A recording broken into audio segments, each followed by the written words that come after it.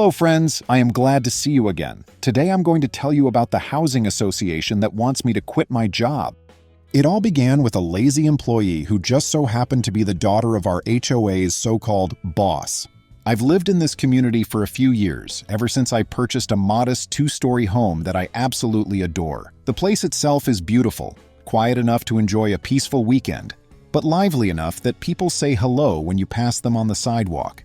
At least that's how it was before the new Homeowners Association board got in place, particularly the board president, Franklin. From the day Franklin took that position, I started hearing a lot of neighbors complain about how he was always bossing people around, handing out citations for minor infractions, collecting fines for trivial reasons, and making life miserable with ridiculous new rules. For a long while, I tried to stay out of the drama. My line of work usually keeps me busy, and I wasn't eager to get entangled in community politics. Professionally, I run a small but growing business. I won't get too specific, but I supervise a team of about 15 employees in a creative industry. Because the company is small, I'm very hands-on, and everyone on my staff knows me as someone who expects a solid day's work but also respects work-life balance. The environment is generally friendly, with some employees having worked for me for years. There's an unspoken rule that if you have an issue, you talk it out face to face. If you slack off or fail to meet your responsibilities, I'll address it firmly but politely, and we'll find a solution together. Life was good, at least until Selena got hired. And to be honest, I had no idea who Selena was when she first walked into my office. She came in after hearing of a position I'd recently advertised, some clerical work, along with assisting on creative projects once she got the hang of things. In the interview, she had decent references, which I suspect might have been inflated or half-truths in retrospect, and seemed pleasant enough. She claimed to be detail-oriented, said she thrived in a fast-paced environment, and was enthusiastic about getting started. During the interview, I didn't connect her last name to Franklin, or realize that she was part of my HOA leadership's immediate family. I just assumed she was another local young adult, maybe fresh out of school, looking for her first break. Right from her first week, though, Selena showed troubling signs. She was constantly on her tablet watching videos, or else she'd be texting, or sometimes even dozing off. I had to remind her at least 3 times a day, "Selena, I really need you to focus on that file," or "Selena, can you please get me the updated records?" Each time she'd roll her eyes but comply for about 5 minutes before drifting off again. I've managed a lot of employees over the years, and I know sometimes new hires take a bit of time to adjust, but Selena made no effort to hide how uninterested she was in the job. Usually, I try to see if an employee is dealing with personal stresses, or if there's a mismatch between their skills and the role. But Selena was just, for lack of a better description, flat-out lazy. She expected to breeze through the workday, put in minimal effort, and collect a paycheck at the end of the week. Over the next few days, the situation got worse. On day 5 of her employment, I discovered she had missed a crucial deadline for delivering design notes to the next department in the pipeline. When I checked on her, I found her in the conference room with her feet up, watching a full-length movie on her tablet.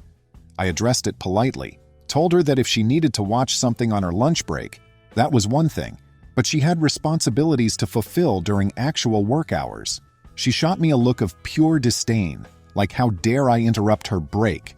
Except it wasn't her lunch break. It was 10:30 in the morning, and we had a deadline. At that point, I decided I had to write her up. I've done that with other employees when absolutely necessary. I believe in second chances, but if a person is uninterested in changing, they won't. She started whining that it was unfair, that I was too strict, that other bosses would let her de-stress with her tablet for a while. I told her that I'd be happy to talk about possible flexible schedules or other ways we could make her comfortable in the role, but she needed to fulfill her basic duties. She groaned something under her breath, but she took the write-up form from me and stomped out of the room. Later that same day, I heard her bragging to another employee that she'd have no problem getting out of the write-up because her father was someone important. I brushed it off, thinking maybe that was typical posturing. Everyone has an uncle who's supposedly a lawyer or a cousin who works for the mayor. It's never turned into anything serious in my experience. I had no idea how quickly that little throwaway comment would turn into the biggest fiasco of my career. A week later, I got home from work early because I had a headache and wanted a quiet evening. Instead, as soon as I pulled into my driveway, I saw Franklin standing outside with a group of neighbors. He was lecturing them about some new rule regarding trash can placement. Something about how they needed to be put away immediately after pickup or face a fine. I tried to slip into my house unnoticed, but Franklin spotted me and singled me out. He said in an overly loud voice, "Our new HOA policy is that we keep trash cans out of sight after pickup, or there will be consequences." I just nodded and said, "Noted," then went inside. I didn't want to deal with him. About an hour later, I was lounging on my sofa when the doorbell rang. I looked through the peephole and sure enough, Franklin was standing there, arms crossed. I opened the door, hoping he'd just be quick about whatever it was. Immediately, he began complaining that I was employing his daughter under what he considered unpleasant conditions. I was stunned. I asked him politely what he meant. He puffed out his chest and said, "Selena tells me you made her do menial tasks and that you wrote her up for doing something as simple as watching a movie to help with her concentration." I was at a loss for words, unsure if this was a joke. Franklin saw my expression and continued, "I'm the HOA president, and I know you're aware of that. So you might want to reconsider the way you're treating my daughter. After all, I could make your life easy or very difficult. Your choice." I honestly tried to keep my cool. I explained that Selena was required to fulfill the basic obligations of her job. Nobody else was allowed to ignore deadlines or watch full-length movies during paid work hours. Franklin had the nerve to wave his hand in my face and say, "I don't care about your fancy rules. My daughter doesn't need to be run into the ground by an overbearing boss who doesn't appreciate her. She's bright and creative. She shouldn't be writing reports or checking numbers. She told me you threatened her job stability. I won't tolerate that." My patience was running thin. I told him that Selena wasn't singled out and that all employees are held to the same standard. He glowered. Then he made a bizarre leap. "Let's talk about your pool. My private backyard has an in-ground pool, which I installed shortly after I moved in. The association has some guidelines about fencing, safety, and so forth, but I was fully in compliance." Franklin said, "Selena would like to use your pool. She really enjoys swimming, but we don't have a good one at our house." He insinuated that if I granted Selena regular access to my private pool, I could probably avoid any unfortunate citations or issues with the HOA. I was flabbergasted. I calmly told him that's not going to happen. My pool is my private property, meant for me, family, and invited friends. Certainly not for a slacker employee who can't meet a simple deadline. Employee or not, it's just not appropriate. Franklin's eyes narrowed. He repeated, "I can make things very difficult for you. Think about it." Then he stormed off my porch. It was surreal. I'm not the type who's easily intimidated, but this situation caught me off guard. Never in my life had I experienced an HOA president trying to blackmail me into giving his daughter special privileges in exchange for basic neighborhood compliance. For about a week, I heard nothing more from either Selena or Franklin. At the office, Selena avoided me by burying her nose in her phone at her cubicle when she bothered showing up. She wasn't missing deadlines anymore, but that was only because I assigned her the bare minimum tasks to prevent major disasters. Then came the next wave of trouble. One afternoon, I got a phone call from one of my colleagues.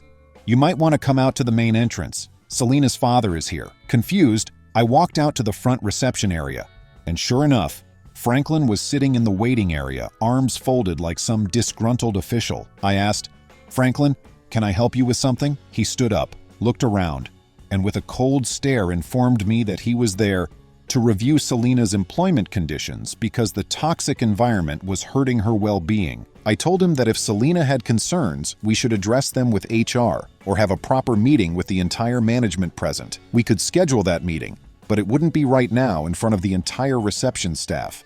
He insisted that Selena was not treated fairly, and that as the HOA president, he had the leverage to ensure that. He even tossed in a casual threat. "Don't forget that we have an upcoming HOA vote on property taxes for certain improvements. Could mean big changes in your monthly dues if you don't show some respect." Now, I might not be a legal expert, but I know enough to smell extortion when it's that blatant. Still, I kept my composure and simply told him that employees are required to meet certain work standards. I said we'd be happy to talk about it, but only within the appropriate channels. Franklin just huffed and left. I was left feeling uneasy, but also determined to stand my ground. There was no way I was letting a bully force me to treat his daughter like a princess on payroll. Later that same evening, I got a knock on my door around 7 p.m. This time, it was the local police department. 2 officers were on my porch, and I immediately felt a jolt of panic. They asked me if I was aware of any disturbances on my property involving pool usage. My eyes went wide.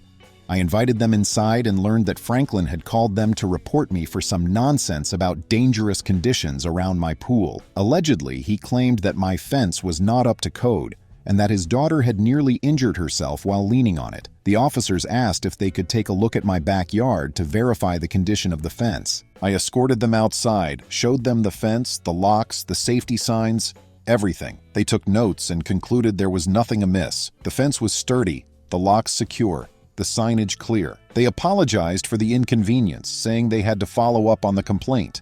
Apparently, Franklin's report implied that there might be children at risk of wandering in. I asked if I could file a report for a false claim. They told me that if I wanted to pursue it, I could talk to a local attorney. But for now, the best they could do was log that the complaint was unfounded. I was seething.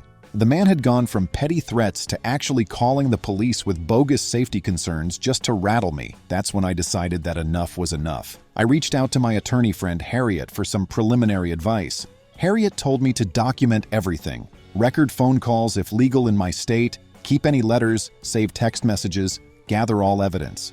She also recommended that I check my HOA bylaws thoroughly to see if Franklin was stepping out of line with his personal vendettas. That became my new mission, to gather evidence of Franklin's intimidation attempts and see if he'd violated any codes of conduct for an HOA president.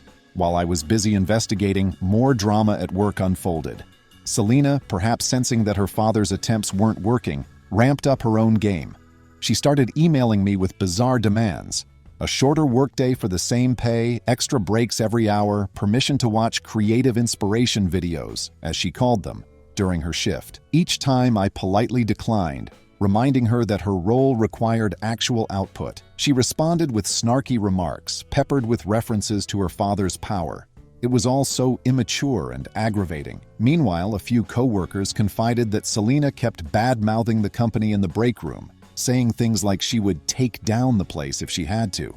A part of me considered just firing her, but Harriet cautioned me to handle this delicately, especially now that Franklin was making threats and calling the police. If I fired Selena on the spot, Franklin might escalate even further or twist the story to make me look like the villain retaliating against him. So Harriet advised me to proceed carefully, create a record of Selena's performance issues, and follow the normal disciplinary process to the letter. That way, if it ended in a termination, we'd have a rock-solid case and no possibility of a wrongful termination lawsuit or some other nonsense. What Harriet didn't mention, and what I would soon discover, was how deep Franklin's influence ran in the HOA. After talking to a few neighbors who had previously confronted him about petty fines, I learned that many had documented patterns of what they considered intimidation or favoritism. For example, one neighbor got a citation for having a backyard shed that was supposedly an unapproved color, while another neighbor's bright neon pink shed was somehow never addressed. Another neighbor received a hefty fine for a parking violation, even though their car was well within the designated spots, while Franklin's friends got away with leaving cars on the street for days. The more I dug, the clearer it became that Franklin used his position to reward friends and punish anyone who dared cross him. I planned to gather everything and present it at the next HOA board meeting. Meanwhile, I continued to watch Selena's behavior at work deteriorate. She'd come in late, leave early, miss tasks, and then have the audacity to blame me or the rest of the team for not supporting her enough. Other employees were fed up. My manager, Tasha, who directly supervised Selena's department, documented everything meticulously, which was exactly what Harriet suggested. We gathered screenshots of Selena ignoring tasks, timesheets that showed her extended breaks, emails that proved she missed deadlines, and so on. Then came the final straw. One Thursday evening, after I'd returned from the office, I decided to take a dip in my pool. It had been a stressful couple of weeks, and I was looking forward to half an hour of just floating and letting my mind calm down. When I got to the backyard, I found that the gate latch on my fence was broken. Not just broken, but it looked like it had been tampered with. Someone had taken a tool to it. I scanned around and noticed footprints in the muddy patch near the fence. It definitely wasn't me or anyone I'd invited. I went back inside and checked my security camera feed.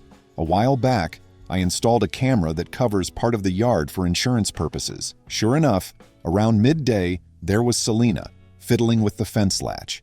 She was wearing her work uniform, so she must have come by during what was supposed to be her lunch hour. The footage showed her messing with the latch for a few minutes, looking over her shoulder repeatedly. Then she walked off. I couldn't see her face perfectly, but it was definitely her by her hairstyle, clothes, and the bag she carried. I was so shocked that I replayed it 3 times just to confirm. I immediately saved the footage to a secure drive and called Harriet. Harriet was stunned. She said we could press charges for trespassing and property damage if we wanted. I was furious. Then I received a phone call from Selena's father that same night. He must have guessed I'd discovered the tampering or something. Or maybe Selena texted him in a panic. Franklin demanded in a mocking tone that I drop the silly accusations if I knew what was best for me. He said if I went to the police, he'd bury me in HOA fines. I'm not someone who backs down easily, but I was genuinely getting concerned. This man was insane enough to think he could blackmail me with endless citations just because I was refusing to give his daughter special treatment. Now everything was in place for me to launch the next phase.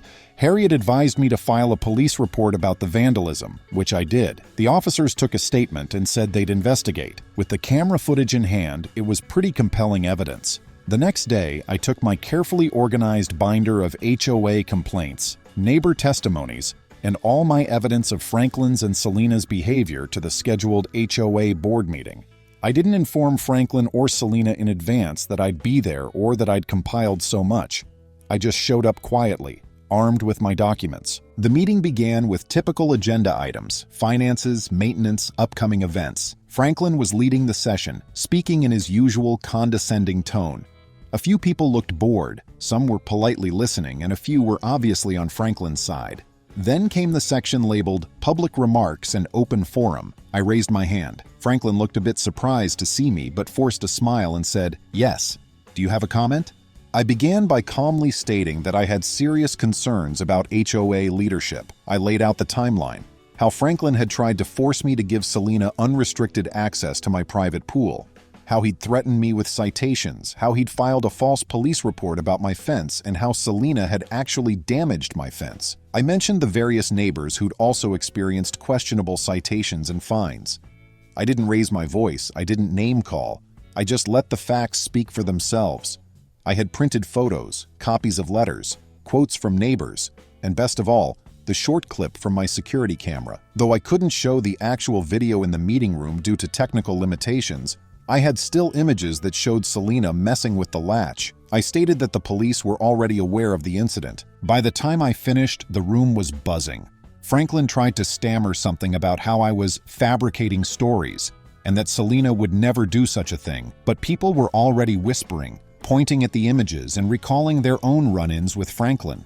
One man said, "Wait, is that why I got that random fine last month for a gutter that wasn't even clogged?" Another person said, "He tried to tell me I had to cut down my tree or face a citation, even though it's never been a problem before." The atmosphere turned tense, with more and more residents coming forward about shady experiences with Franklin. The board members looked extremely concerned. One board member, a woman named Lorraine who seemed open-minded, asked if I had any evidence to back up the police report. I said yes, referencing the official statement number and that the officers had verified my fence was up to code. Then she asked Franklin directly why he'd reported me for a dangerous condition when the fence obviously met all safety guidelines. Franklin stuttered, muttering something about having heard complaints from neighbors. But nobody stepped forward to confirm such complaints. Within minutes, the board decided that they needed to investigate Franklin's conduct. They called for a private session. Franklin tried to end the meeting abruptly, but the board overruled him. They asked me to submit all my documentation so they could review it in detail. Several neighbors also came forward, eager to supply their own documentation. It turned out that I wasn't the only one who'd considered recording and saving some of Franklin's questionable enforcement notices. People had entire files of fines that seemed suspiciously arbitrary. In the days that followed, Franklin's world started unraveling. The board placed him under formal review for abusing his power and for harassing multiple residents. They also recognized a potential conflict of interest because he was obviously using his position to give Selena special treatment and intimidate me, her boss. Meanwhile, Selena's behavior at work was continuing to nosedive, so I finally decided to move forward with the disciplinary process leading to her termination. I had a meeting with Tasha and Harriet.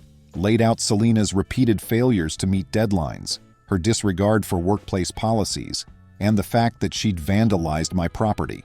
We documented everything per standard procedure and scheduled a meeting with Selena.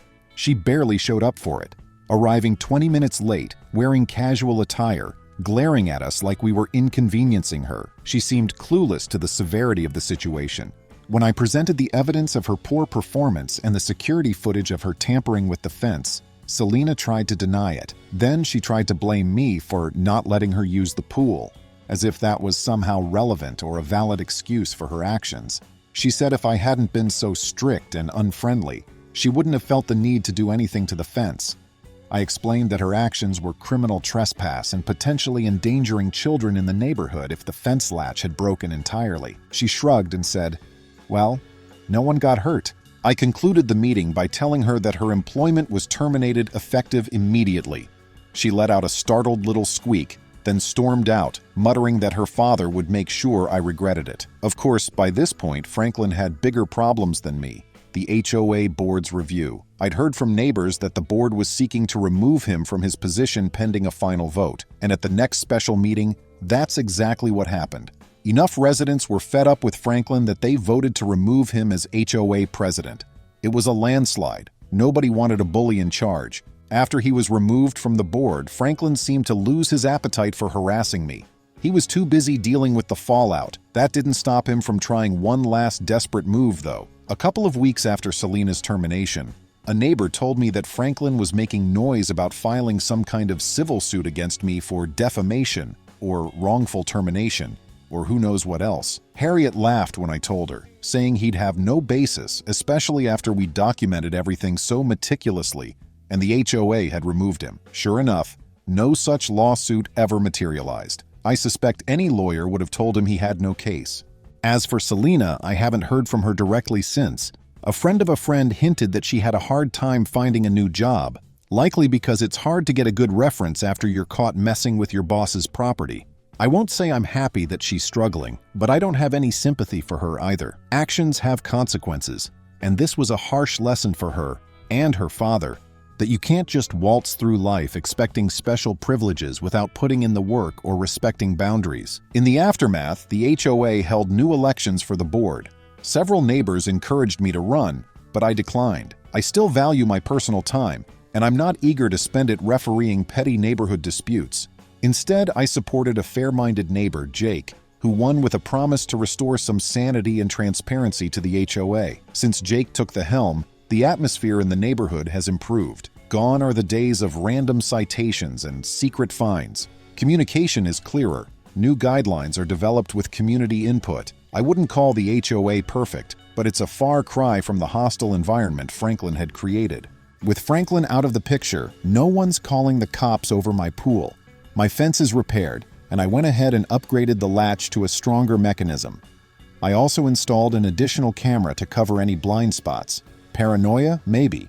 But after experiencing how easily someone can waltz onto my property and tamper with things, I'd rather be safe than sorry. My pool remains a private retreat for me, my close friends, and occasionally some coworkers who come over for a barbecue on the weekend.